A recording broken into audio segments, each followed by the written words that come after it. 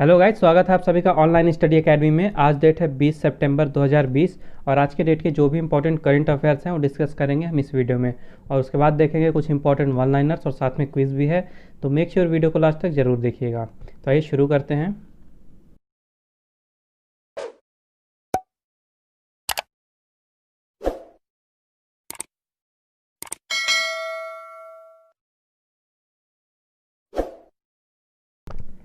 तो सबसे पहले शुरुआत करेंगे कल के कुछ रिवीजन से।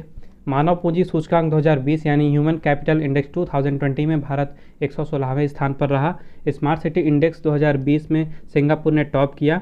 18 सितंबर को विश्व बांस दिवस यानी वर्ल्ड बम्बू डे मनाया गया।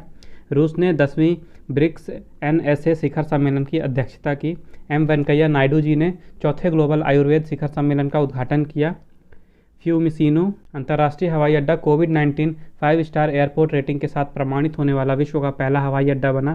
कर्नाटक सरकार ने आर्थिका स्पंदना ऋण वितरण योजना शुरू की है।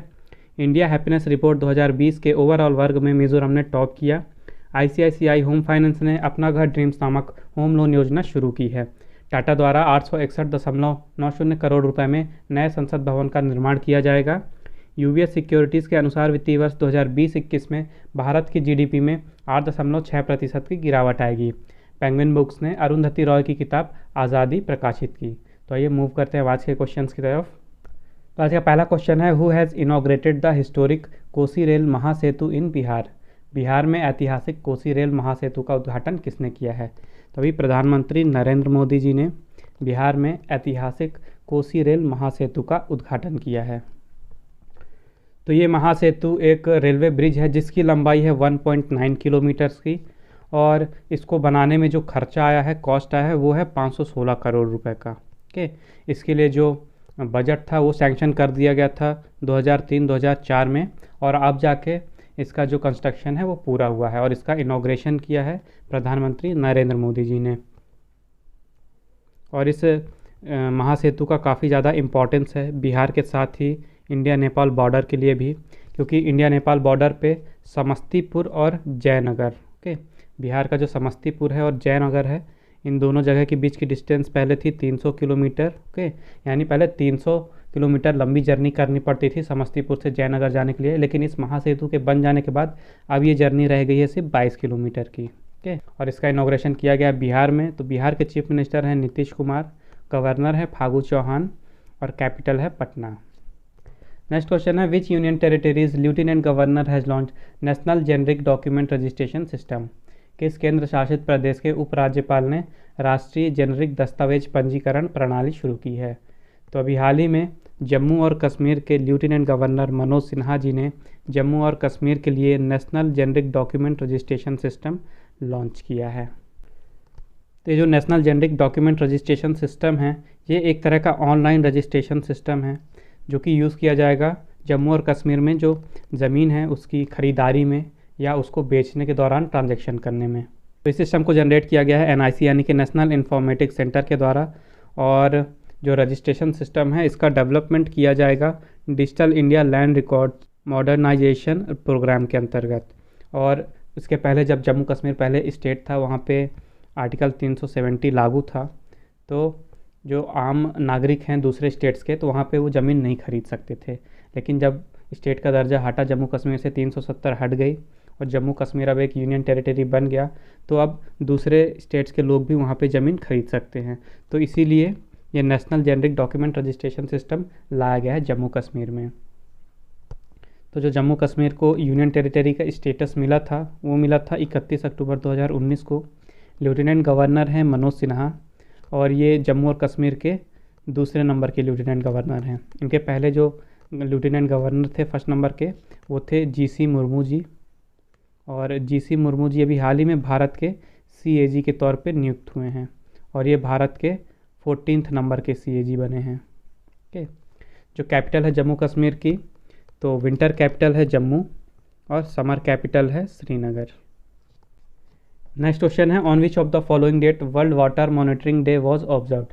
निम्नलिखित में से किस दिन विश्व जल निगरानी दिवस मनाया गया? तो अभी 18 सितंबर को मनाया गया है विश्व जल निगरानी दिवस यानी कि वर्ल्ड वाटर मॉनिटरिंग डे, और इसके लिए थीम रखी गई थी इस साल सॉल्व वाटर। ओके, थीम याद रखिएगा, थीम थी सॉल्व वाटर और ये थी 2020 के लिए। और हर साल 18 सितंबर को ये दिन मनाया जा रहा है 2003 से लगातार, ताकि लोगों के बीच में अवेयरनेस फैलाई जा सके जो वाटर मॉनिटरिंग है उसके लिए, और जो वाटर रिसोर्सेज हैं पूरे विश्व भर में उनको प्रोटेक्ट करने के लिए भी अवेयरनेस फैलाया जाता है इस दिन। और ये दिन इस्टेब्लिश किया गया था 2003 में अमेरिकाज़ क्लीन वाटर फाउंडेशन के द्वारा, और अब हर साल इस इवेंट को कोऑर्डिनेट किया जाता है water environment federation and the international water association के द्वारा। इसके अलावा 18 सितंबर को ही पहली बार इंटरनेशनल इक्वल पे डे मनाया गया, और ये पे डे मनाया गया है ये बताने के लिए कि कहीं पे भी जब काम होता है तो ज़्यादातर क्या होता है, जो मेल्स होते हैं उनकी जो पेमेंट है वो ज़्यादा होती है as compare to female. Okay, तो इस चीज़ को ख़त्म करने के लिए, इस चीज़ में आवाज़ उठाने के लिए सबसे पहली बार ये दिन मनाया गया है इस साल इंटरनेशनल इक्वल पे डे, ताकि हर सेक्टर में जो मेल हैं और फीमेल हैं दोनों ही कैटेगरी में कोई जेंडर का भेदभाव ना रहे और मेल और फीमेल को बराबर की पेमेंट मिले। तो ये एक बार रिवीजन कर लेते हैं सितंबर के जितने भी इम्पॉर्टेंट डेज़ हुए हैं अभी तक। तो 1 से 7 सितंबर तक मनाया गया नेशनल न्यूट्रिशन वीक। उसका 2 सितंबर को मनाया गया वर्ल्ड कोकोनट डे, और इसकी थीम रखी गई थी invest in coconut to save the world. उसके बाद 5 सितंबर को मनाया गया इंटरनेशनल डे ऑफ चैरिटी। 7 सितंबर को मनाया गया international day of clean air for blue skies. उसके बाद 8 सितंबर को मनाया गया इंटरनेशनल लिटरेसी डे, और इसकी थीम रखी गई थी इस साल literacy teaching and learning in the कोविड-19 क्राइसिस एंड बियॉन्ड। उसके बाद 9 सितंबर को मनाया गया international day to protect education from attack और हिमालयन डे, और हिमालयन डे की थीम रखी गई थी हिमालयाज़ एंड नेचर। उसके बाद 10 सितंबर को मनाया गया वर्ल्ड सुसाइड प्रिवेंशन डे, और इसके लिए थीम रखी गई थी working together to prevent suicide. उसके बाद 12 सितंबर को मनाया गया वर्ल्ड फर्स्ट एड डे, और ये मनाया जाता है सितंबर के सेकेंड सैटरडे को, और इस साल की थीम रखी गई थी फर्स्ट एड सेव्स लाइव्स। उसके बाद 14 सितंबर को मनाया गया हिंदी दिवस। 15 सितंबर को मनाया गया इंटरनेशनल डे ऑफ डेमोक्रेसी, और उसके साथ ही इंजीनियर्स डे। उसके बाद 16 सितंबर को मनाया गया international day for the preservation of the ozone layer, और इसके लिए थीम रखी गई थी ozone for life 35 years of ozone layer protection. उसके बाद 17 सितंबर को मनाया गया वर्ल्ड पेशेंट सेफ्टी डे, और इसके लिए थीम रखी गई थी health worker safety a priority for patient safety. उसके बाद 18 सितंबर को मनाया गया वर्ल्ड बम्बू डे, और इसकी थीम रखी गई थी बम्बू नाउ। उसके साथ ही वर्ल्ड वाटर मॉनिटरिंग डे, इसके लिए थीम रखी गई सॉल्व वाटर, और उसके साथ ही इंटरनेशनल इक्वल पे डे। तो अभी तक इतने इम्पॉर्टेंट डेज़ आए हैं सितंबर में, तो कोशिश कीजिए कि ऑर्डर वाइज सबको याद रखिए। तो आई होप आपको वीडियो यूज़फुल लग रहा होगा, वीडियो समझ में भी आ रहा होगा। अगर आपको वीडियो पसंद आ रहा है तो प्लीज़ वीडियो को लाइक कीजिए, ज़्यादा से ज़्यादा शेयर कीजिए अपने दोस्तों के साथ, और चैनल को सब्सक्राइब कीजिए। ओके, तो आइए मूव करते हैं अब आगे। नेक्स्ट क्वेश्चन है, who has been named as United Nations list of 2020 class of young leaders for sustainable development goals. Sustainable development goals के 2020 के युवा वर्ग की संयुक्त राष्ट्र की सूची में किसे नामित किया गया है। तो अभी हाल ही में यूनाइटेड नेशंस ने 2020 के लिए class of young leaders and sustainable development goals के लिए लिस्ट जारी की है, और इस लिस्ट में जगह मिली है 17 लोगों को, और इस 17 में भारत के उदित सिंघल शामिल हैं। ओके, तो भारत की तरफ से उदित सिंघल को नामित किया गया है इस लिस्ट में। तो उदित सिंघल की एज है 18 ईयर्स, यानी 18 वर्ष के हैं ये, और ये फाउंडर हैं ग्लास टू सैंड के, जो कि एक जीरो वेस्ट इकोसिस्टम है जो कि एड्रेस करता है दिल्ली में जो भी ग्लास वेस्ट का जो भी प्रॉब्लम है उसके बारे में अवेयरनेस फैलाते हैं, और उसके बारे में सॉल्यूशन प्रोवाइड कराती है glass to sand. Okay, Delhi में ग्लास वेस्ट के प्रॉब्लम पे। तो 2020 का जो ये क्लास है यूनाइटेड नेशंस का, इसमें 17 यंग लीडर इंक्लूड किए गए जो कि अलग अलग कंट्रीज से थे। तो इंडिया के उदित सिंघल थे, और उनके साथ ही अलग अलग कंट्रीज़ के थे Bangladesh, Australia, Bulgaria, Brazil, Colombia, China, Egypt, Ireland, Nigeria, Liberia, Senegal, Peru, Pakistan, Uganda, तुर्की और यूनाइटेड स्टेट्स। ओके, तो इन सारी कंट्रीज़ से रिप्रेजेंटेटिव भी लिए गए इस लिस्ट में। नेक्स्ट क्वेश्चन है, which state has announced subsidy schemes for E scooters and E rickshaws. किस राज्य ने ई स्कूटर और ई रिक्शा के लिए सब्सिडी योजनाओं की घोषणा की है। तो अभी हाल ही में गुजरात सरकार ने ई स्कूटर और ई रिक्शा के लिए सब्सिडी योजनाओं की घोषणा की है, और ये अनाउंसमेंट की गई है गुजरात के चीफ मिनिस्टर विजय रूपानी जी के द्वारा। और ऐसा किया जा रहा है ताकि प्रदेश में जो बैटरी ऑपरेटेड 2 व्हीलर और 3 व्हीलर हैं इनको बढ़ावा मिले, और इससे जो गुजरात का एयर पोल्यूशन है उसमें भी काफ़ी कमी आएगी। तो इस स्कीम के तहत अगर कोई स्टूडेंट है जो 9th से लेके कॉलेज में है, यानी कक्षा 9वीं से लेके कॉलेज तक के बीच के जो भी स्टूडेंट हैं, अगर वो बैटरी ऑपरेटेड 2 व्हीलर लेते हैं तो गुजरात सरकार की तरफ से उन्हें 12,000 रुपये तक का सब्सिडी दिया जाएगा। और इससे गुजरात के लगभग 10,000 स्टूडेंट्स को फ़ायदा होने वाला है। और उसके अलावा कोई अगर ई रिक्शा लेता है, 3 व्हीलर लेता है, तो उसको लगभग 48,000 रुपये तक का सब्सिडी दिया जाएगा और इससे लगभग 5,000 रिक्शा वालों को प्रॉफिट होने वाला है। तो जब इलेक्ट्रॉनिक व्हीकल्स बढ़ेंगे तो उनके लिए चार्जिंग स्टेशंस भी चाहिए होंगे।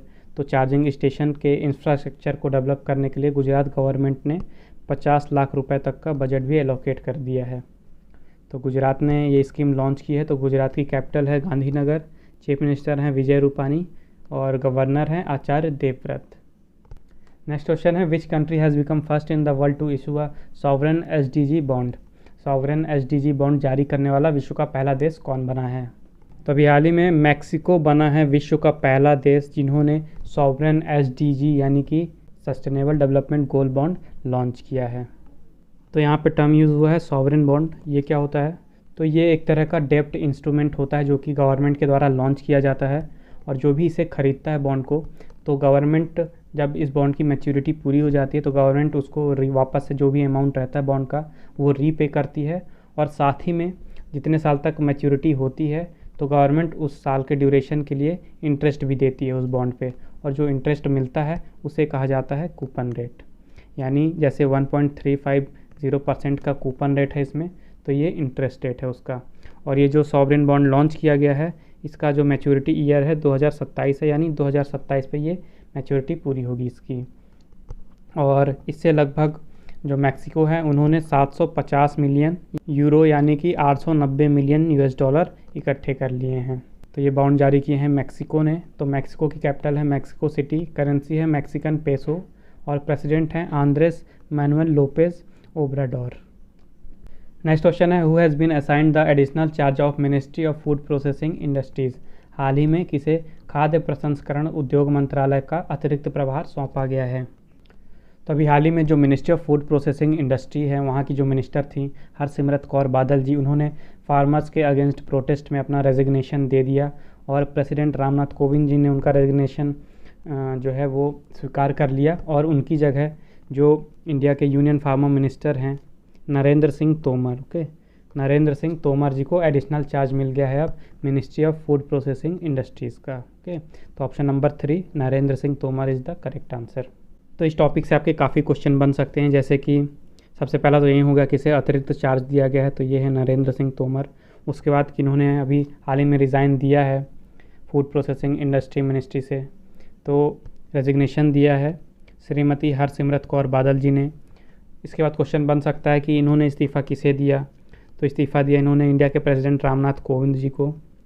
और इसके बाद एक क्वेश्चन बन सकता है कि जो प्रेसिडेंट हैं इन्होंने किसकी एडवाइस पे ये रेजिग्नेशन एक्सेप्ट किया है, तो प्रेसिडेंट जी ने प्रधानमंत्री नरेंद्र मोदी जी की एडवाइस में ये रेजिग्नेशन एक्सेप्ट किया है। और हरसिमरत कौर बादल जी ने रेजिग्नेशन दिया है जो भी फार्मर्स के लिए 3 बिल लाए गए हैं लोकसभा में उनके खिलाफ प्रोटेस्ट में। तो कौन कौन से 3 बिल्स थे? Farmer produce trade and commerce promotion and facilitation bill, दूसरा था farmers empowerment and protection agreement on price assurance and farm service bill, और तीसरा था essential commodities amendment bill. Next question है, who has represented India in the 6th BRICS communication ministers meet. 6वें BRICS संचार मंत्रियों की बैठक में भारत का प्रतिनिधित्व किसने किया? तो अभी हाल ही में जो मिनिस्टर ऑफ स्टेट हैं communication and information technology ministry के संजय धतोरे जी, इन्होंने भारत को रिप्रेजेंट किया है 6वीं ब्रिक्स कम्युनिकेशन मिनिस्टर्स मीटिंग में। तो अभी हाल ही में 6वीं ब्रिक्स कम्युनिकेशन मिनिस्टर्स मीटिंग हुई और इसको होस्ट किया था जो रसिया के deputy minister of digital development communications and mass media हैं मैक्सिम पार्शिन ने। मैक्सिम पार्शिन ने होस्ट किया था इस मीटिंग को। और हर साल ये मीटिंग होती है एनुअली अंडर रोटेटिंग चेयरशिप, यानी कि हर साल अलग अलग कंट्रीज़ के जो हेड होते हैं कम्युनिकेशन और इंफॉर्मेशन टेक्नोलॉजी डिपार्टमेंट के, वो होस्ट करते हैं। तो जो ब्रिक्स है इसमें 5 कंट्रीज़ हैं, Brazil, Russia, India, China, south Africa. और अगले साल 2021 में भारत के पास आएगा इसका होस्ट, यानी अगले साल 2021 में भारत होस्ट करेगा इस मीटिंग को। नेक्स्ट क्वेश्चन है, who has been appointed as new chief of national technical research organisation. राष्ट्रीय तकनीकी अनुसंधान संगठन के नए प्रमुख के रूप में किसे चुना गया है। तो अभी हाल ही में अनिल धस्माना जी को अपॉइंट किया गया है as a new chief of national technical research organisation, यानी कि NTRO। तो अनिल धस्माना जी इससे पहले रॉ में काम कर चुके हैं, यानी रिसर्च एंड एनालिसिस विंग में, और अभी हाल ही में इन्हें चीफ नियुक्त किया गया है NTRO का। ये रिप्लेस करेंगे फॉर्मर इंटेलिजेंस ब्यूरो यानी IB ऑफिसर सतीश झा जी को, यानी इसके पहले इस पद पे थे सतीश झा और अब आ गए इस पद पे अनिल धस्माना जी, और इनकी नियुक्ति को अप्रूवमेंट दिया गया है appointments committee of the cabinet यानी कि ACC के द्वारा, और ये आगे आने वाले 2 सालों तक इस पद पे बने रहेंगे। नेक्स्ट क्वेश्चन है, इन विच इंडियन स्टेट रिसेंटली स्वच्छता कैफ़े वॉज इनॉग्रेटेड। हाल ही में भारत के किस राज्य में स्वच्छता कैफ़े का उद्घाटन किया गया है। तभी हाल ही में हिमाचल प्रदेश के चीफ मिनिस्टर श्री जयराम ठाकुर जी ने इनॉग्रेट किया है हिमाचल प्रदेश में स्वच्छता कैफ़े। तो ये स्वच्छता कैफ़े इनॉग्रेट किया गया है जो हिमाचल प्रदेश है वहाँ के सोलन डिस्ट्रिक्ट में नालागढ़ में। ओके, सोलन डिस्ट्रिक्ट के नालागढ़ में ये स्वच्छता कैफ़े का स्थापना किया गया है और उसी का इनॉग्रेशन हुआ है रिसेंटली। और इस कैफ़े को सेटअप किया गया है स्टेट रूरल डेवलपमेंट डिपार्टमेंट के द्वारा, और इस कैफ़े को ऑपरेट किया जाता है Lakshmi and Durga women self help groups के द्वारा। और इस कैफ़े का जो मेन अट्रैक्शन है वो है ट्रेडिशनल फूड, जो कि है मक्के की रोटी, सरसों का साग, उसके साथ ही बटर और लस्सी। तो इस कैफ़े में जो सिंगल यूज़ प्लास्टिक्स होती हैं उनके बदले में खाना प्रोवाइड कराया जाएगा। ओके, जो सिंगल यूज़ प्लास्टिक होती हैं उनको लेके जाइए और खाना लीजिए। तो प्लास्टिक के बदले में खाना, इसीलिए इसका नाम रखा गया है स्वच्छता कैफ़े। और इस स्वच्छता कैफ़े के ही अलावा अभी हाल ही में शिमला के कुफरी में एक स्वच्छता पार्क भी खोला गया है। तो हिमाचल प्रदेश के चीफ मिनिस्टर हैं जयराम ठाकुर, गवर्नर हैं बंडारू दत्तात्रेय, और कैपिटल है समर कैपिटल है शिमला, और विंटर कैपिटल है धर्मशाला। तो ये मूव करते हैं अब आज के वन लाइनर्स की तरफ। सबसे पहले है SBM bank India and Mastercard partner to launch SBM world debit card for high net worth customers. SBM bank India और मास्टर कार्ड ने उच्च नेटवर्थ वाले ग्राहकों के लिए SBM world debit card launch करने के लिए भागीदारी की है। India will be self reliant in fertilisers production by 2023। तो भारत 2023 तक उर्वरक उत्पादन में आत्मनिर्भर हो जाएगा और उसे किसी भी और कंट्री से इंपोर्ट करने की ज़रूरत नहीं पड़ेगी। नेक्स्ट है, Hardeep Singh Puri has inaugurated India's first general aviation terminal at Delhi airport. तो जो दिल्ली का इंदिरा गांधी इंटरनेशनल एयरपोर्ट है, तो हाल ही में वहाँ पे पहला जनरल एविएशन टर्मिनल का इनॉग्रेशन किया गया है हरदीप सिंह पुरी जी के द्वारा। और ये जनरल एविएशन टर्मिनल खोला गया है प्राइवेट जेट्स और चार्टर्ड प्लेन्स के लिए।